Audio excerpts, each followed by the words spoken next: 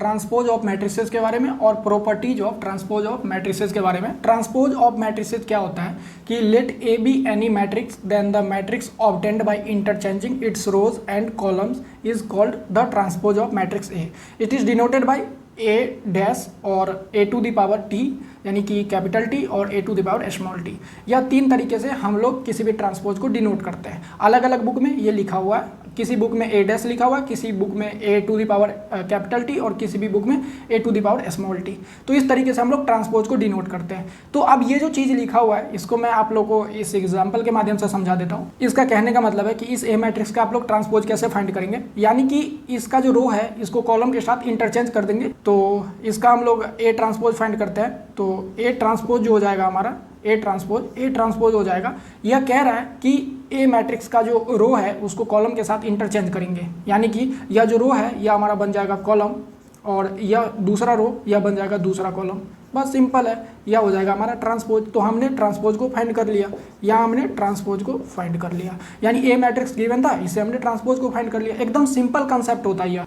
एक चीज़ यहाँ आप लोग को याद रखना है कि अगर हम लोग इस मैट्रिक्स का ऑर्डर देखें तो यह है 2/3 और इस मैट्रिक्स का ऑर्डर देखें तो यह है 3/2, यानी कि जब हम लोग इस मैट्रिक्स का ट्रांसपोज फाइंड किए तो इसका ऑर्डर उल्टा हो गया। तो जब हम लोग किसी भी मैट्रिक्स का ट्रांसपोज फाइंड करते हैं तो उसका ऑर्डर उल्टा हो जाता है इस तरीके से, जैसे 2/3 है तो यह हो जाएगा 3/2। तो ट्रांसपोज का कंसेप्ट आप लोग को समझ में आ गया होगा। बस इसके रो को इसके कॉलम के साथ इंटरचेंज करना होता है। अब हम लोग इस ट्रांसपोज की कुछ प्रॉपर्टीज के बारे में डिस्कशन कर लेते हैं।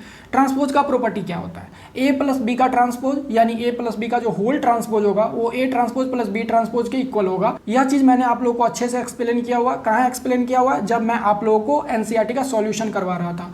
एनसीईआरटी के सॉल्यूशन में मैंने आप लोगों को इस सारे कंसेप्ट को अच्छे से एक्सप्लेन किया हुआ है। इस पे जितने भी बेस्ड क्वेश्चंस है जो एनसीईआरटी में गिवन है मैंने सारे आप लोगों को करवाए हुए हैं। तो यहाँ ए प्लस बी का whole transpose A transpose plus B transpose के इक्वल होगा।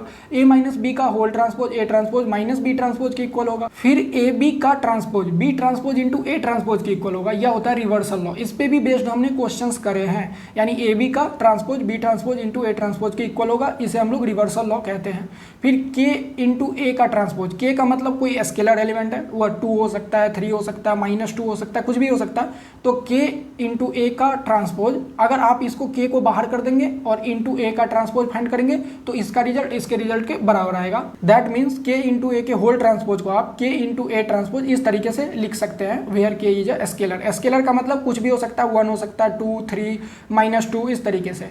अब यहाँ यह सबसे इंपॉर्टेंट है कि ए का ट्रांसपोज, यानी कि जब आपके पास कोई भी मैट्रिक्स गिवन है उसका जब आप लोग ट्रांसपोज फाइंड करेंगे और फिर से आप लोग उसका ट्रांसपोज फाइंड करेंगे तो हमें वही मैट्रिक्स प्राप्त हो जाएगा।